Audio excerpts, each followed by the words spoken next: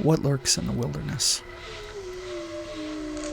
What wild things are we, that we can venture out from the cold comfort of our sleepy beds and go out into the cold night under the trees and stars and ask our dreams what they see? The goats stop and stare for a moment. In the distance, a dog barks. The stars and moon are a beauty that is hard to talk about. Today's episode is a sojourn into that rambled landscape. It smells like fire and hot dogs. It vibrates in the air of the clearing in the woods. It bleeds from the bagel. Welcome to Mumbling Planet, a podcast of the Atlanta Surrealist Group. I'm your host, James Robert Foster. A journey into the woods today in 6 acts. Act 1, Fire Song, an opening offering of beauty for the night sky. Act 2, bright whalebone contraband oscillations. The dreams of the ship of the sky from the perspective of the tool shed fairies. The sky shivers. A tree falls, broken on the ground. Act 3, sound the trumpet for the king. The broken tree on the ground lays for a few thousand years and eventually awakes as a brave hooligan fool to a clearing in the forest where he meets the one claiming to be king and stands up for the principles of eternal Tuesdays while the termites transmit signals from the underground. The eternally gibbous ham sandwich moon appears to assert her ultimate sovereignty over the proceedings after all, and unites in love with the fool. Act 6, Camping Stories. As the moon becomes hidden, shivering in the shadow of the fool, the world reverses and points to the camping memory past. The fool, the moon, and the ghost of the king find themselves joined by other companions who merge together into a young pilgrim, traveling over the hills and dales and fields of the land of possibility and ending up waiting on the side of the road for a ride that never comes. Act 5, The Thing in the Woods. The pilgrim, deciding not to wait anymore, feels called back into the woods. The trees are like the ones they grew up with. They find a clearing with a very particular feeling and split themselves in two to better experience it. There is a presence there. They decide to ask you questions. Act 6. Fire Song, Reprise. With the fire, the feeling of the conversation with the thing in the woods as fuel for the belly, one more offering of beauty is made to the smell of the feeling of the cool air and smoke on your face. Lincoln Tunnels of Memory. Mumbling Planet is brought to you by the Atlanta Surrealist Group. You can find more from us, including publications, games, poetry, visual art, and music, at atlantasurrealistgroup.com and from the larger international surrealist community at peculiarmormorid.com. The sky awaits. Gather around the fire. Take a deep breath, wait for the right moment, and howl at the moon that remains ever gibbous and out of reach of those of us floating on the lake, looking up at the sky from the woods of some remote corner of Mumbling Planet. Stay with us.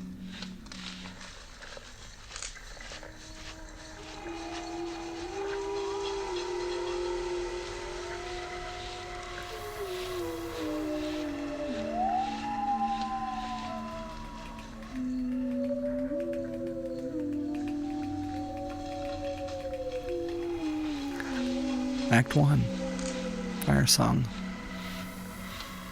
an opening offering of beauty for the night sky.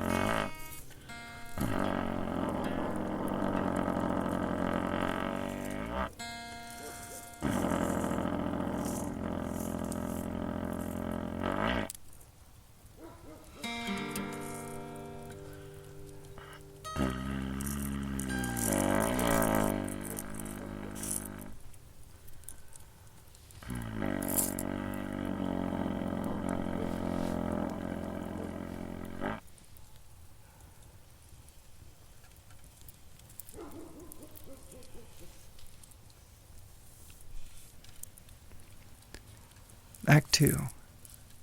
Bright whalebone contraband oscillations. The dreams of the ship of the sky, from the perspective of the toolshed fairies. The sky shivers, and a tree falls, broken on the ground.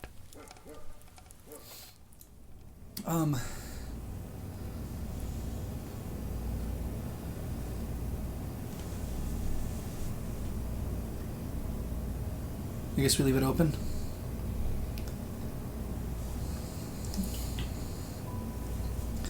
Which way are we headed around? I want to get that. Right.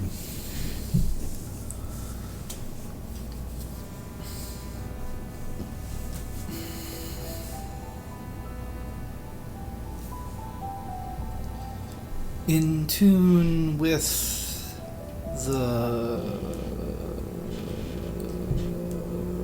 underbelly of the side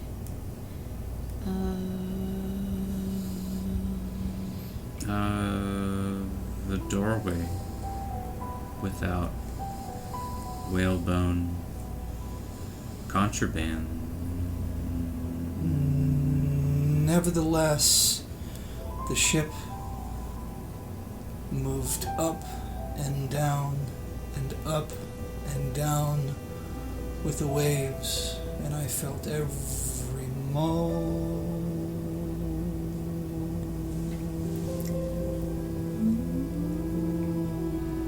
over the vast sea into down low.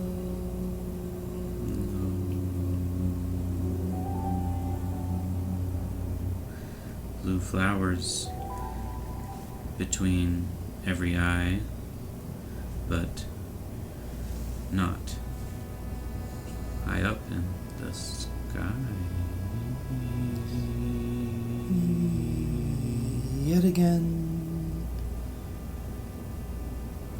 we rationalize the reasons for the distance between us.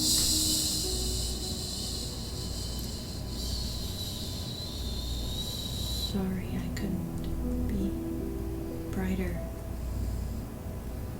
The sun is so bright. I wish I could reciprocate even 1/1,000,000th in gratitude. In gratitude. Tool shed. In my tool shed is a little tiny fairy. Fairy with gray, purple spots. And he goes.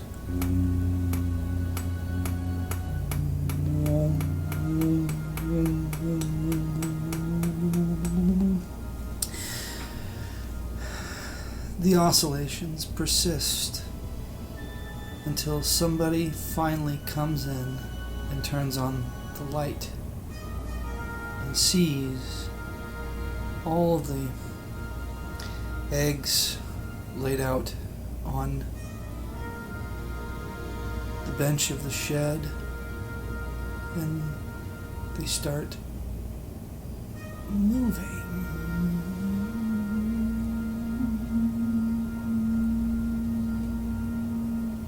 Into the light from a dark interiority, a dark, warm interiority into the day, all except one, unbroken, which I pick up in shaking hands and tenderly place in my bosom for war. Rivers in which I swim back and forth. I am not Leviathan, but maybe I am. Movement itself as the river pours its contents into the sea. It supports the ship that moves up and down and up and down in oscillations.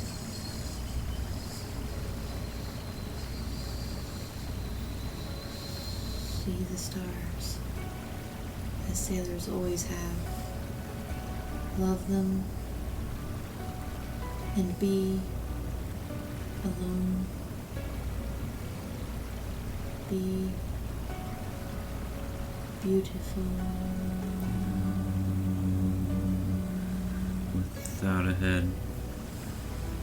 head, or anyway, without a hamster on your head, without a head. Without arms and without legs, and without intestines, and without a body. It moves.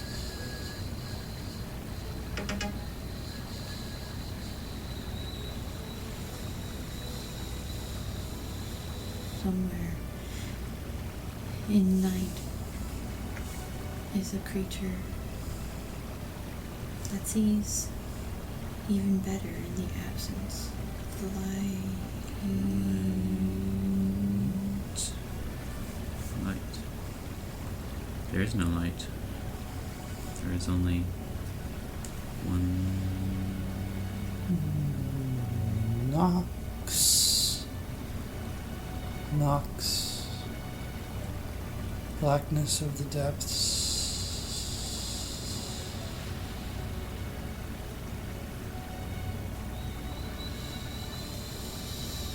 Soon, says the acorn, and the vine and the cave hidden under fallen stones Of vibrational epilepsy swimming beneath every spongy toe, but who really knows?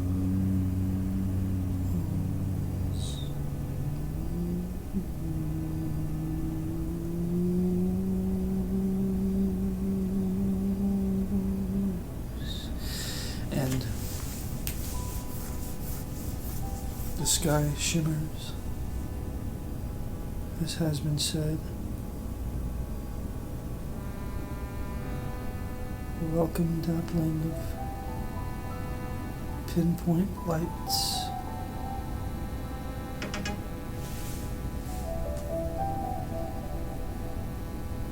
And movement.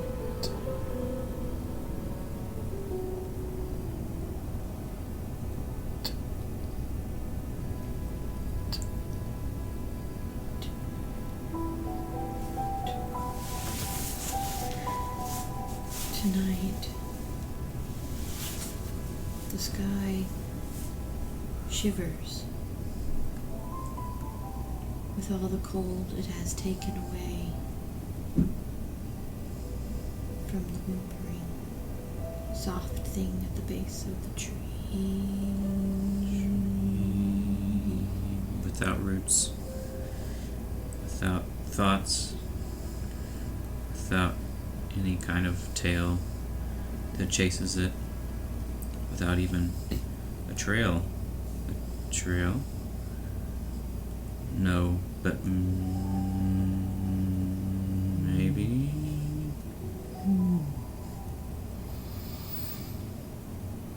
Maybe, maybe not. Time will tell. The tree fell. Broken on the ground.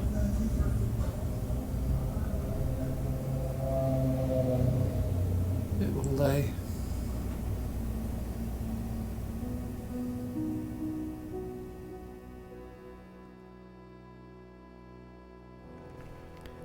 Act 3.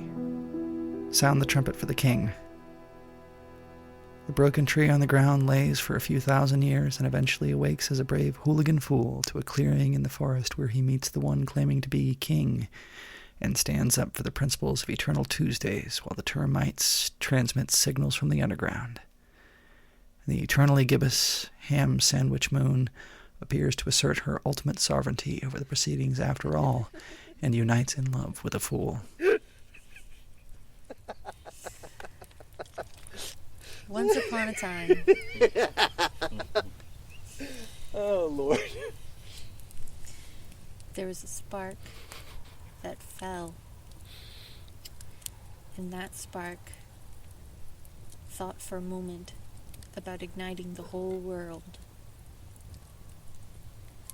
And the next, it faded to a black cinder.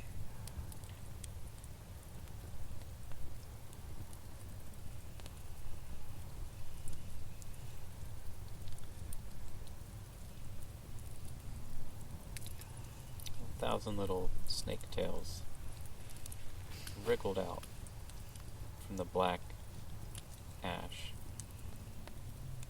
and they opened their little snake tail mouths,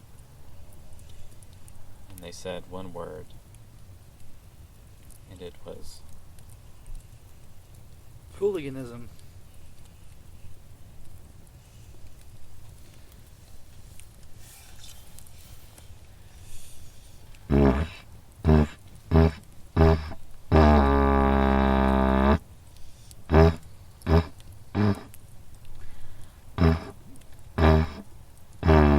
Sound the trumpets for the king.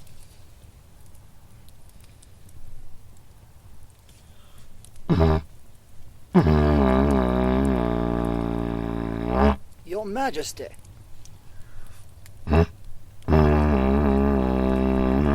Why, this is very improper.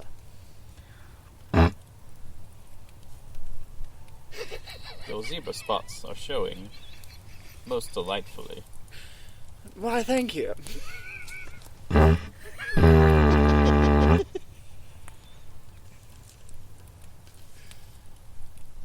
Your ear holes have not been washed. Why, thank you for noticing. Your hair is very straight. How dare you?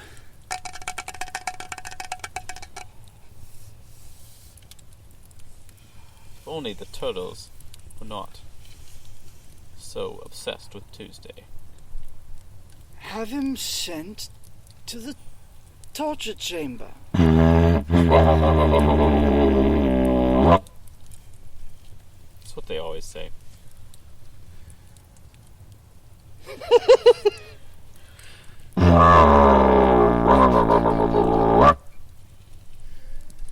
Only every other Thursday. Regulation. I've stricken the day Thursday from my calendar. Have you now? Sir, Nobody can strike Thursday from the calendar. there are only Tuesdays now. Well, that's your opinion. I wonder what the judge has to say. I am the king, sir.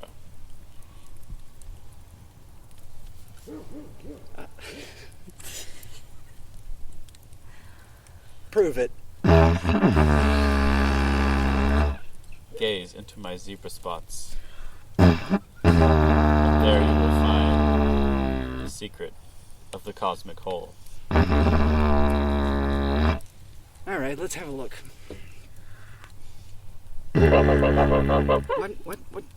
What is it? What is that there? Is that the... It looks like a... A Tuesday! Oh, Jesus, it's a Tuesday! Why? It's all Tuesdays! Tuesdays all the way down. If only I had known before. It was always Tuesday.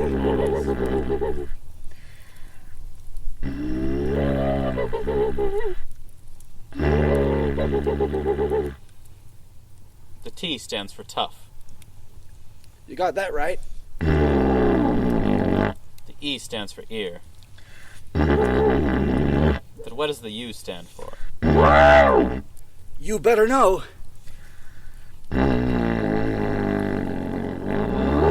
I don't. Have him sent to the torture chamber. I've already been there twice. Why is he still alive?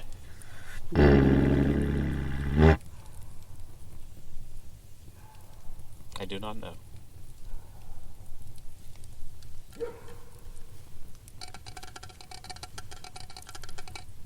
Look, we're gonna call Terminex. Like, I keep hearing these are there are roaches in the house, and we have to we can't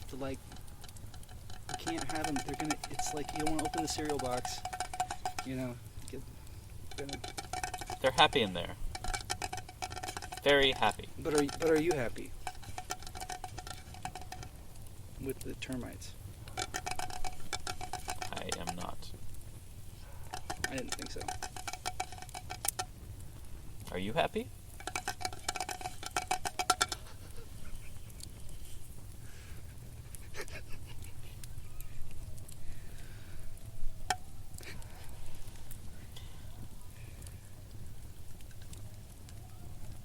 Never ask a termite a question like that. They only speak in Morse code. No, stop listening. It's subversive messages from the underground. Turn it off! Turn it off! Somebody cancel the signal!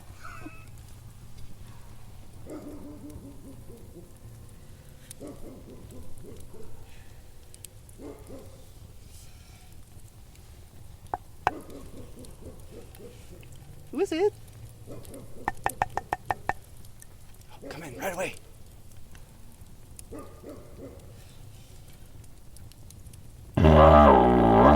Savage Mike. I told you before. Never say the name of the Virgin Mary out loud. I'll fucking kill you.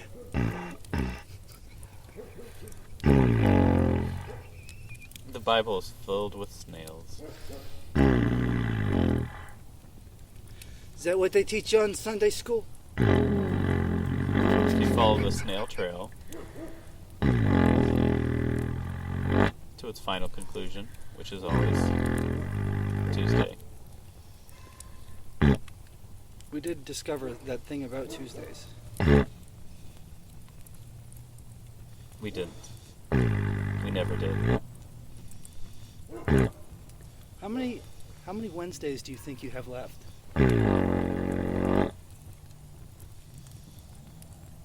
Before, you've run out of coins for the telephone booth at the corner store. Have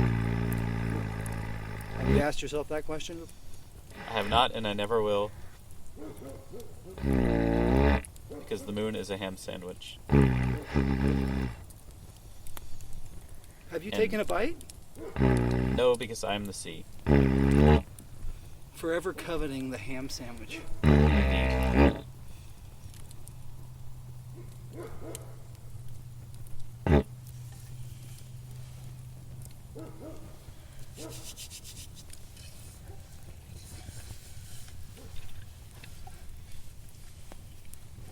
Are you a crescent moon or a full moon?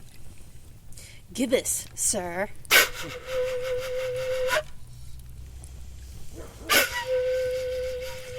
I have never been aught but gibbous in mine whole life.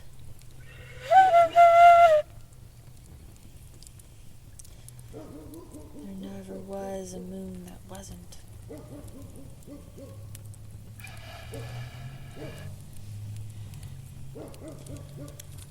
The perfect sphere, the perfect circle is an illusion. The perfect shoe on which it will sit does not exist. Neither does the crescent, so like a smile. Grinning monkey smile.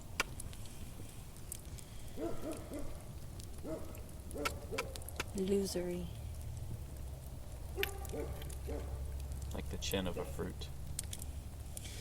Like the hair of an orange.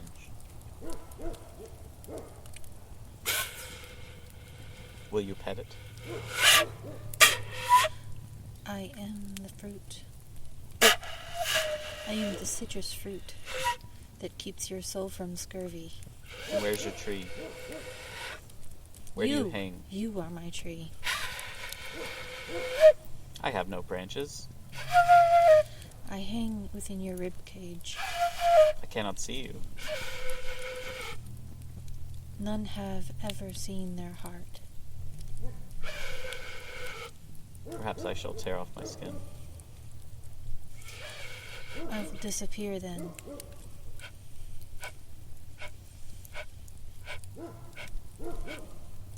Would you kill me with your gaze? I will hide you in my shadow. I will count the number of your toes.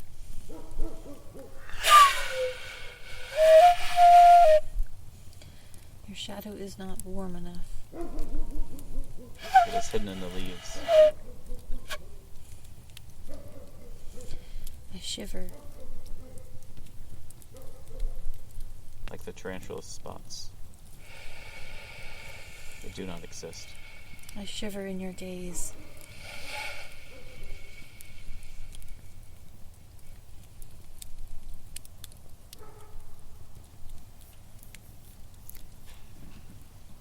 Act 4. Camping Stories. As the moon becomes hidden, shivering in the shadow of the Fool, the world reverses and points to camping memory past. The Fool, the moon, and the ghost of the king find themselves joined by other companions who merge together into a young pilgrim, traveling over the hills and dales and fields of the land of possibility, and ending up waiting on the side of the road for a ride that never comes. A young man, maybe 19 or 20, is standing in front of a outdoor fire outside of a trailer in rural Georgia. And there are some other people there. And it's a cool October night. And there is an auspicious feeling, but much foreboding.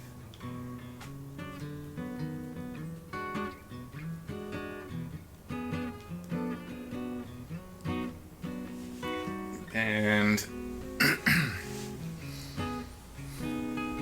that night, it was his sister's wedding. And the wedding had just happened. And it was the reception in this rural town. And they all stood around the bonfire of the barn burning. And they drank margaritas. And everyone had their own disposable camera. And they were taking pictures of everyone in the festivities.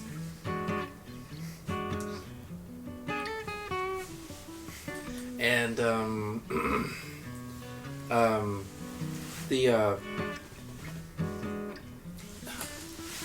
the ominous sense of dread, however, came to pass when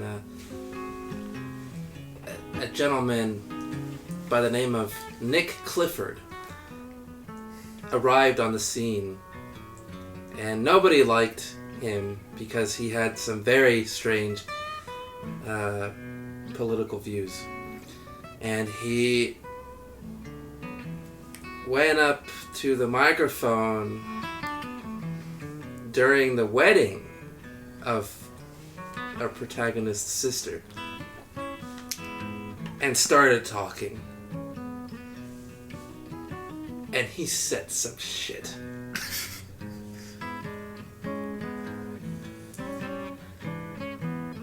But luckily, by that point, everyone had stopped listening.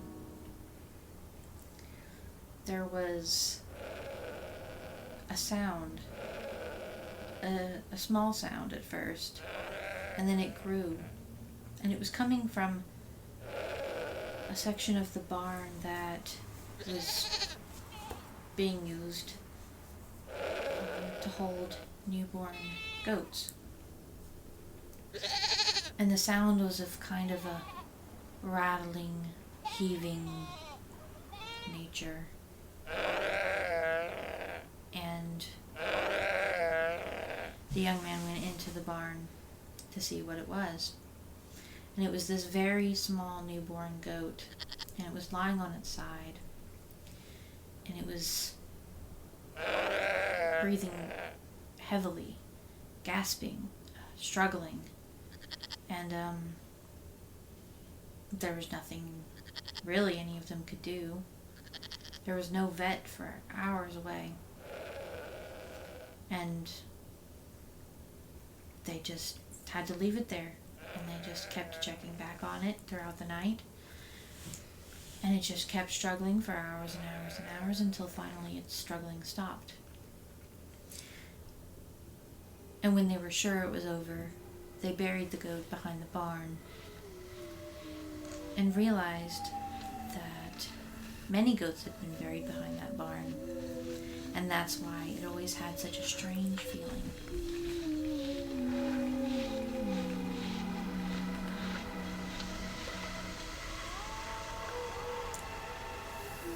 Suddenly before them, before their very eyes, 1,000 ghost goats became manifest.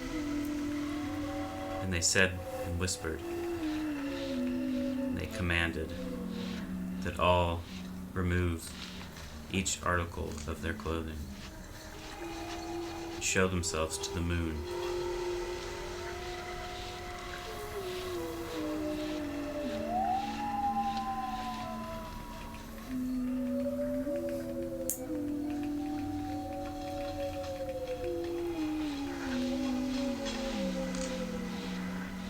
And so they danced naked under the stars.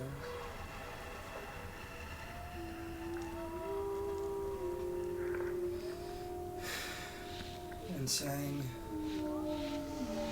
and played the drums and drank strange concoctions with cinnamon sticks in them.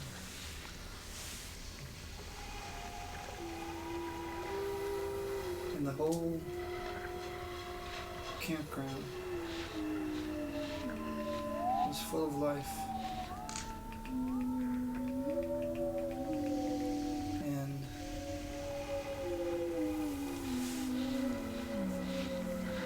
the goats danced their way up into the sky. And as you watched, they faded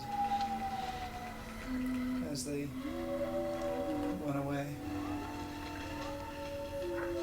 And despite the terrors of the realities of the world outside, that field lit with bonfire light,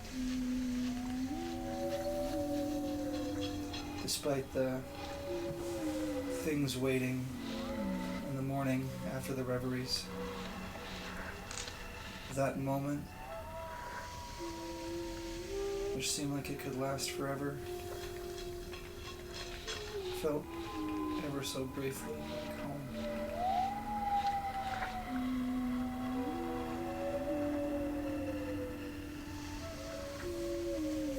Then it started to snow. And the temperatures dropped to sub-zero. It was extremely cold. And he knew that he needed to pitch his tent for the night and get into his sleeping bag, because it was so cold that he could feel his fingertips freezing, even though he had gloves on, and he felt when he moved his fingers, he felt a little crunch of ice in there. So he got into his tent, trying to settle down for the night, when all of a sudden he heard the most vicious sounding animal that he'd ever heard, like almost like a monster. And he got up out of the tent and found that it was only an owl.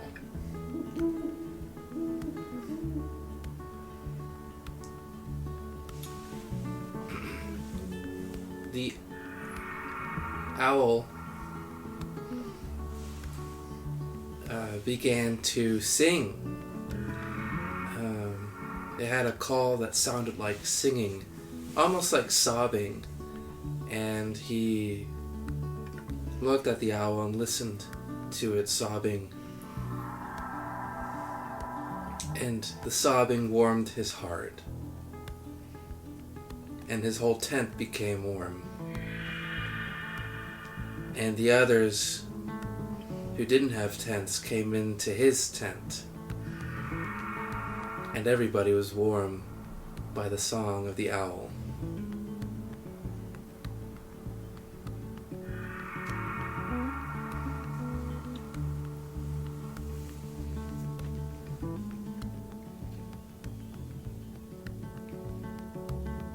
And they all snuggled down into their sleeping bags. And they got undressed, but they left all their clothes in like the bottom of their sleeping bags so they would be all toasty and warm when they went to put them back on.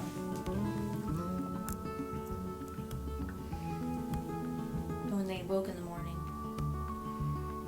they all writhed around like a bunch of grubs in their sleeping bags, putting back on their socks and their pants and their shirts and everything else, all without having to step even one little finger outside their sleeping bags.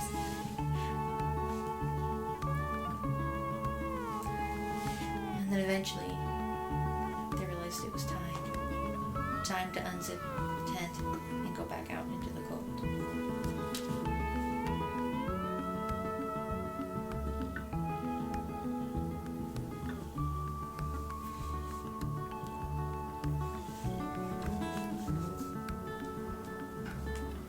What if their number very much had to pee? And he heard a strange sound behind him. And he knew that it was the interdimensional bat.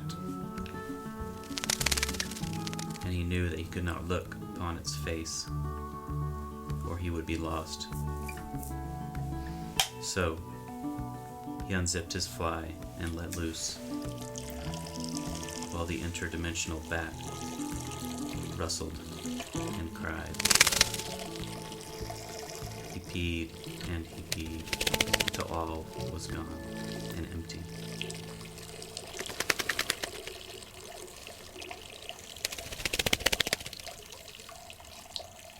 What wasn't gone was that goddamn interdimensional bat. And now it was about to come after him, and he ran like a bat out of hell himself, down through the woods, way past the fire pit, down to the camp counselor's office. He pounded on the door asking them to help him.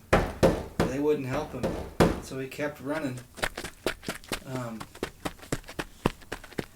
But he realized when he woke up later that it hadn't been an interdimensional bat. He had just woken up in the middle of the night and having to pee, and he was sleepwalking, and his shorts were in the fire pit when he woke up, and everybody else knew when they saw that.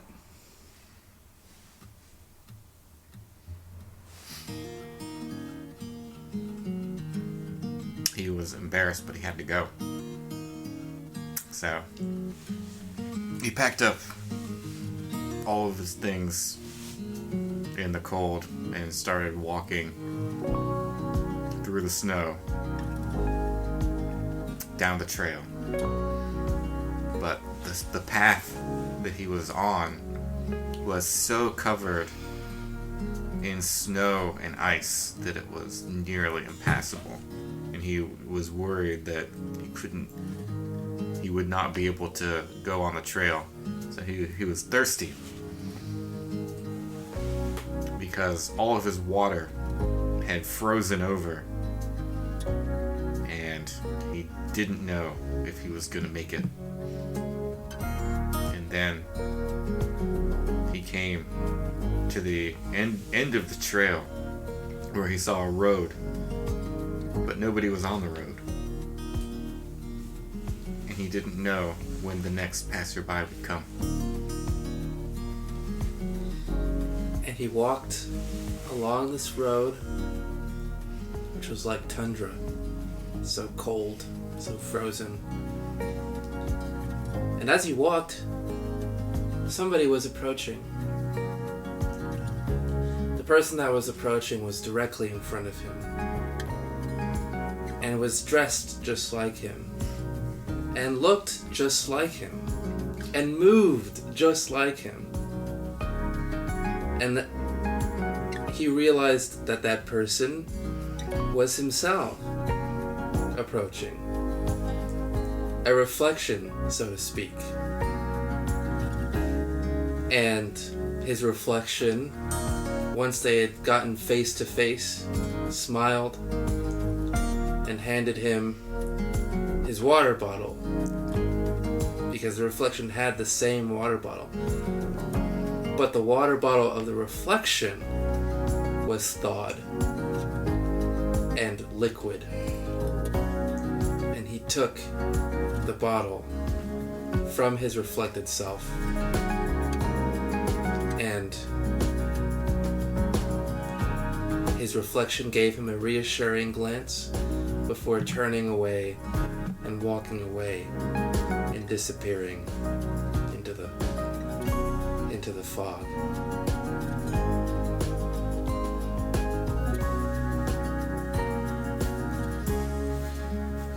And as he drank the water from his thawed bottle, all the snow around him melted. And it became spring. And it got so warm he had to take off all his winter clothes. He felt quite warm now. Too warm. So he left all that behind. He realized he wouldn't need anything else now. And he walked without any kind of care. Quickly. Too quickly. He stepped on a root and twisted his ankle. He's like, well, it's okay. It's not that bad. So he kept walking. And then there was a snake that crossed his path. And it made him twist his ankle again. The same one. He's like, well, it's really starting to hurt now, but I have to go. I just have to get to the end of this trail. So he kept walking. And there was another snake. And by this time, his nerves were just completely shot. And his ankle just started hurting more and more the longer he walked. He's like, I've got to find another road. I've got to get to civilization. This ankle is killing me. And then he saw it. He saw a road ahead of him. But it was up a hill. He's like, I just don't know if my ankle can handle this. So he ends up crawling on his hands and knees up the hill and sits on a log by the roadside, waiting for somebody to pick him up.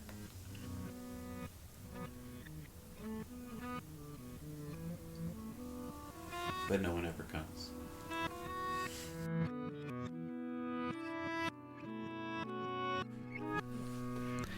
Act 5. The Thing in the Woods.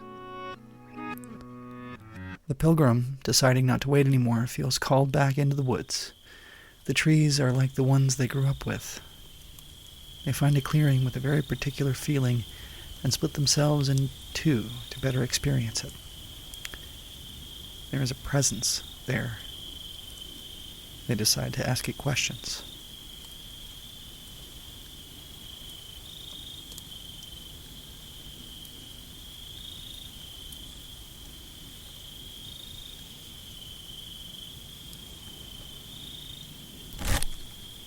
You can ask me questions.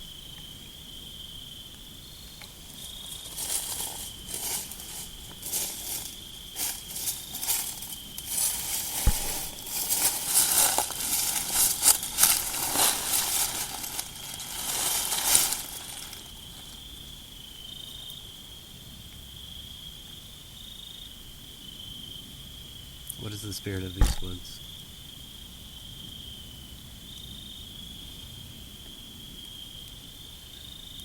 Andalar.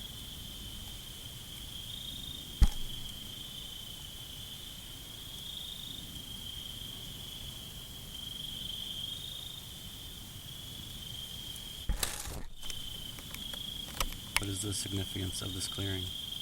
The moon.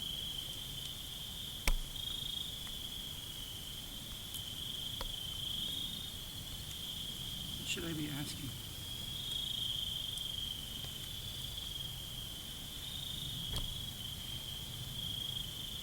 Where the ship of the sky goes.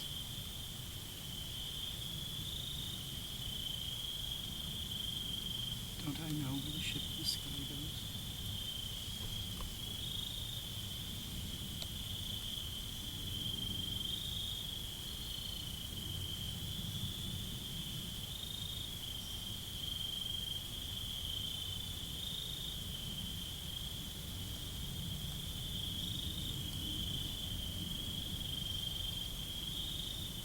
Who are your messengers? Insects.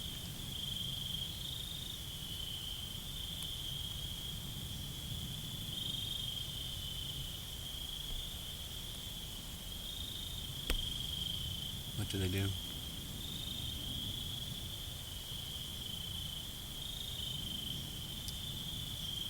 Ask questions they already know the answer to.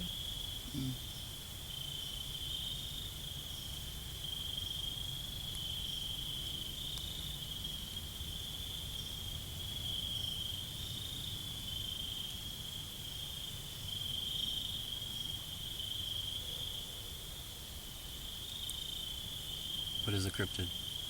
Hollow spaces.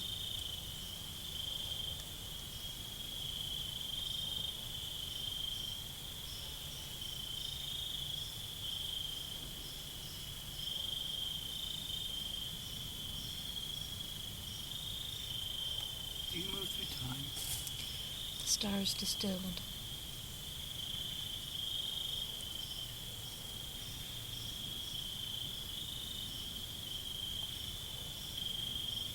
The stars distilled produce what?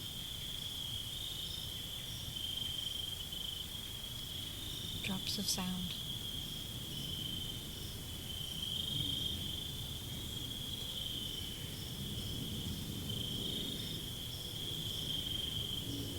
What's the bird saying? A hornet ablaze.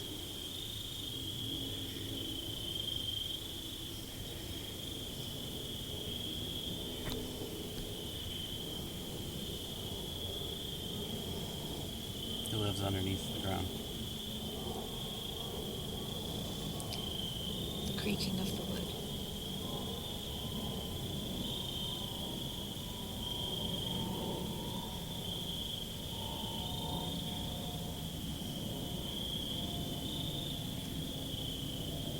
What is an alien egg?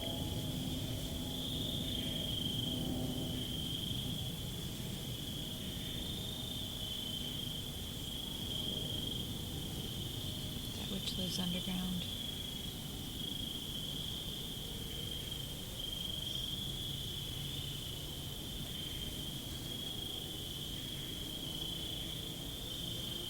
You're writing on your wings.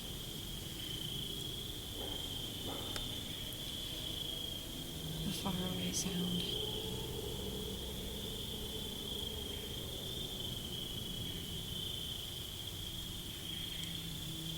Does sound stop?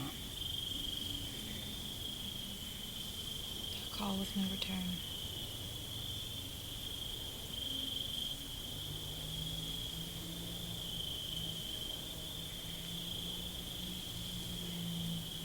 What of the resonances?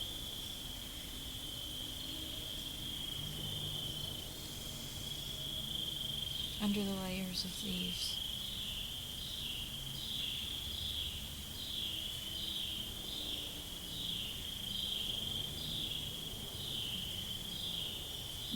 Seven.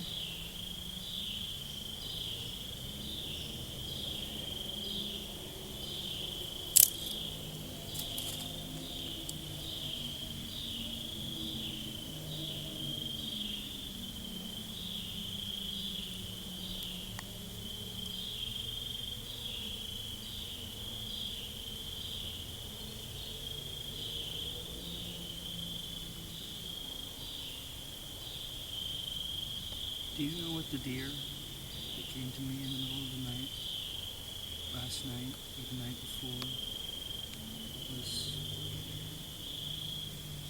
trying to say to me.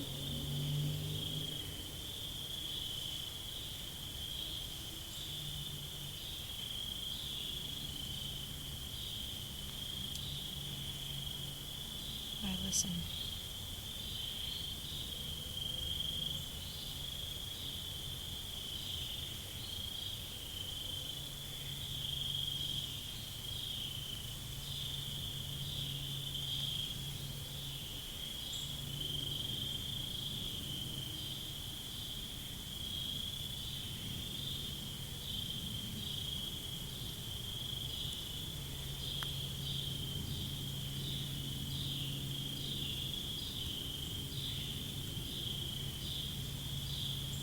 When I heard the call of the creature at night, what was that creature? White stones in the underbrush.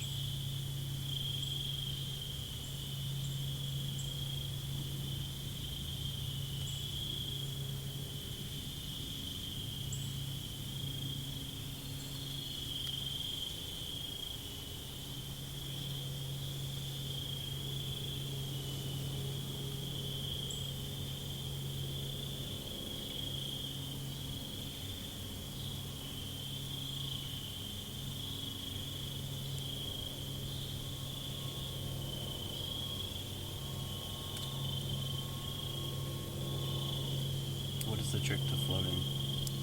Vibration repeated.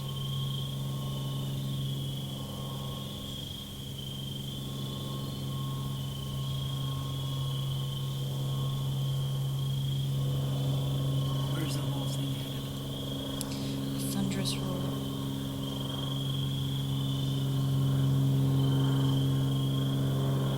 What happens at this spot in exactly 3 hours?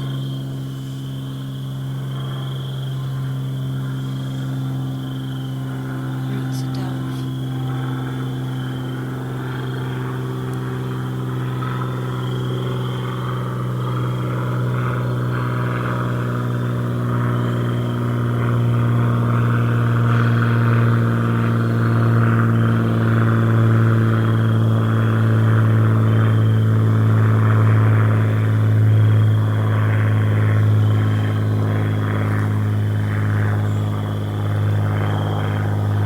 Shadows break.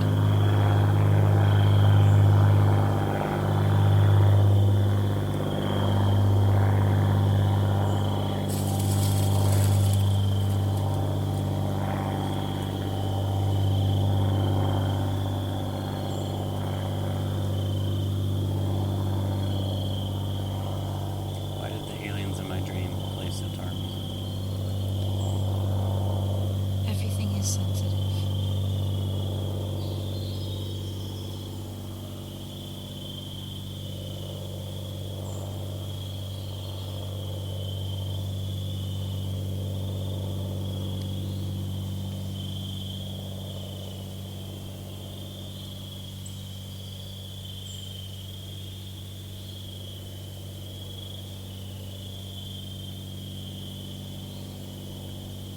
Can you speak and be heard at the same time?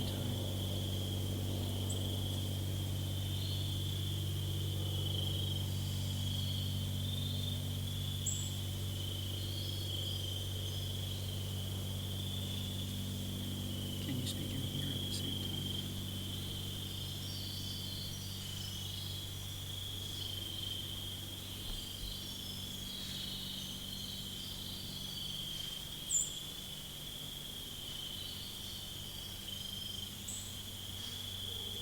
I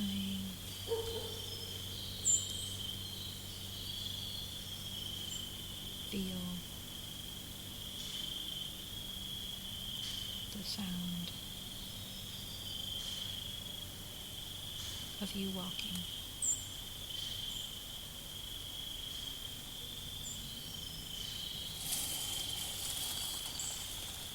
Your footsteps are language.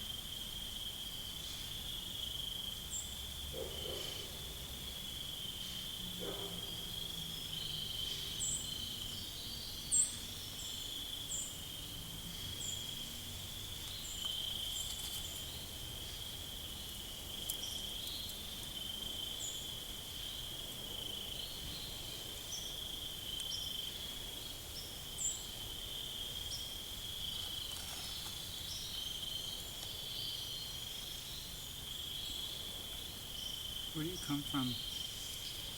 Sorrow like mist rises from the earth.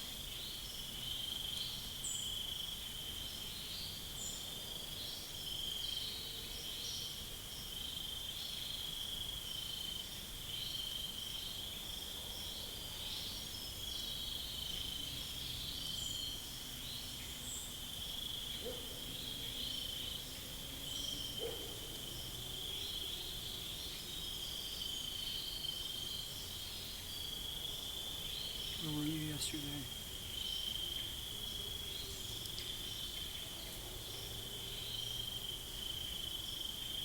Call returned from the great distance.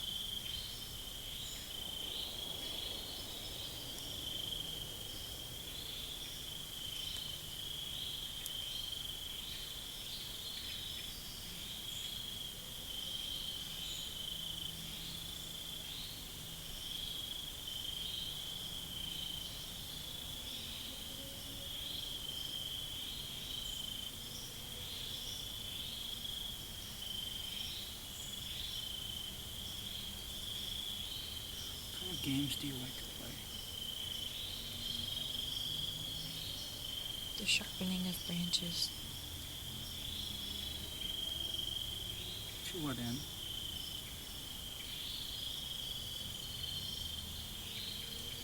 Beauty.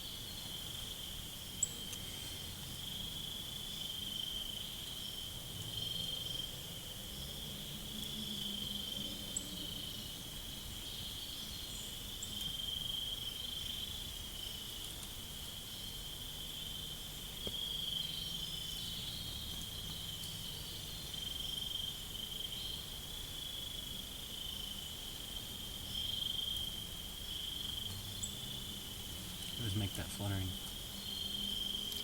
My limbs are a chorus.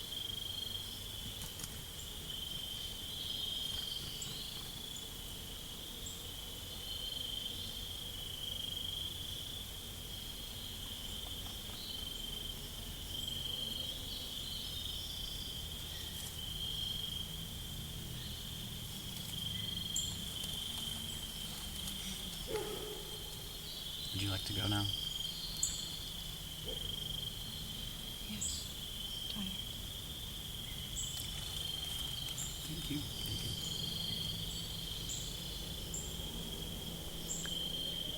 Act 6. Fire Song. Reprise. With the fire of the feeling of the conversation with the thing in the woods as fuel for the belly, one more offering of beauty is made to the smell of the feeling of the cool air and smoke on your face. Lincoln Tunnels of Memory.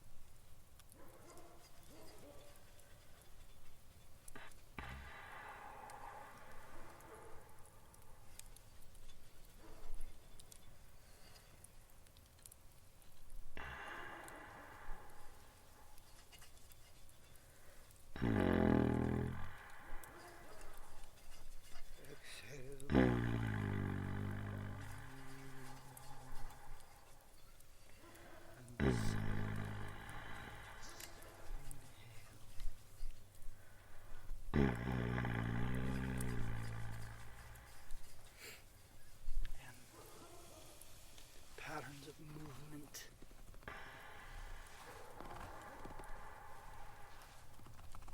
Arrayed in various configurations in space and time, and memory and meaning and other such things. Persisting over and over again.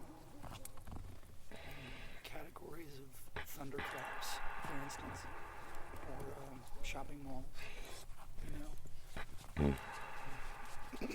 Little figurines of Salvador Dali, humiliated in some way. Emblems of persons.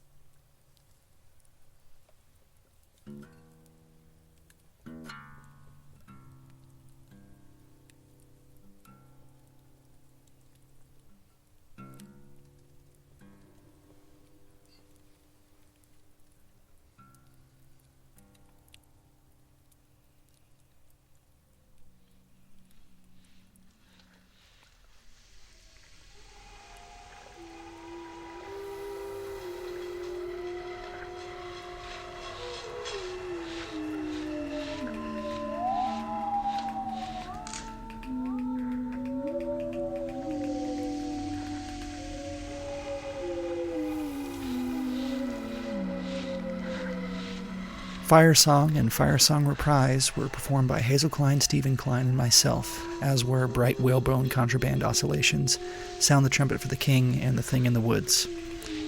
In addition to some of the stock music used, the music for the moment the goat ghosts danced during Camping Stories was a song called Rending from Hazel's album Spell Song, which was recently released on Sweet Wreath Records. You can find that for sale digitally, as a CD or as a cassette on Bandcamp. Camping Stories was performed by me, Alvaro Michael, Tony Crisci, Stephen, and Hazel.